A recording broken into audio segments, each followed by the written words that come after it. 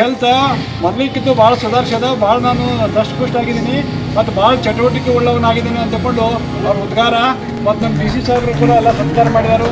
ಮತ್ತು K L ಕೂಡ ಅವ್ರದ್ದು ಏನೋ ರೆಗ್ಯುಲರ್ ಆಗಿ ಎಲ್ಲರಿಗೂ ಮಾದರಿಯಾಗಿ ಹಾಕಿದ್ದಾರೆ. ಭಾಳ ಸಂತೋಷ.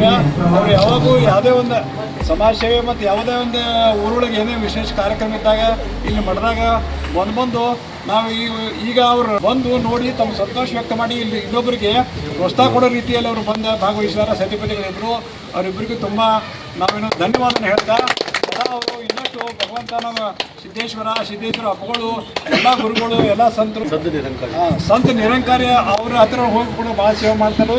ಅಂಥವ್ರು ಎಲ್ಲರೂ ಕೃಪಾ ಅವ್ರಿಗೆ ಇರಲಿ ಸತಿಪತಿಗಳಿಗೂ ಮತ್ತು ಇನ್ನಷ್ಟು ಅವರು ಆಯುಷ ಆರೋಗ್ಯ ಕೊಟ್ಟು ಮತ್ತು ಸದಾ ಅವರ ಇನ್ನೂ ಸಮಾಜ ಸೇವೆ ಮಾಡಿ ಜನಸೇವೆ ಜನಾರ್ದನ ಸೇವೆ ಅಂತ ತಿಳ್ಕೊಂಡು ಅತ್ಯಂತ ಉತ್ಸುಕರಾಗಿ ಮಾಡ್ತಾರೆ. ಅದು ಮಾಡಬೇಕಿದ ಯಾರು ಬಲವಂತಕ್ಕಾಗಿ ಗಂಟು ಮುಖ ಹಾಕಿ ಯಾರು ಒತ್ತಾಯಕ್ಕಾಗಿ ಮಾಡೋದಿಲ್ಲ. ಅವರು ಈಗ ಸ್ವಪ್ರೇರಣೆಯಿಂದ ಇಲ್ಲಿ ಬಂದು ಭಾಗವಹಿಸ್ಯಾರ.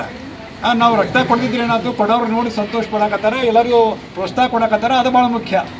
ಹಾಗಾಗಿ ಅವರ ಒಂದು ಚಟುವಟಿಕೆ, ಅವರ ಕಾರ್ಯ, ಅವರ ಒಂದು ಏನದ ಸಮಾಜಮುಖಿಯಾಗಿ ಸದೈವ ಅವರು ತಮ್ಮನ್ನು ತಾವು ತೊಡಗಿಸ್ಕೊಂಡಿರ್ತಾರೆ. ಇದಂಥವರು ಎಲ್ಲರೂ ಯುವಕರಿಗೆ ಮಾದರಿ.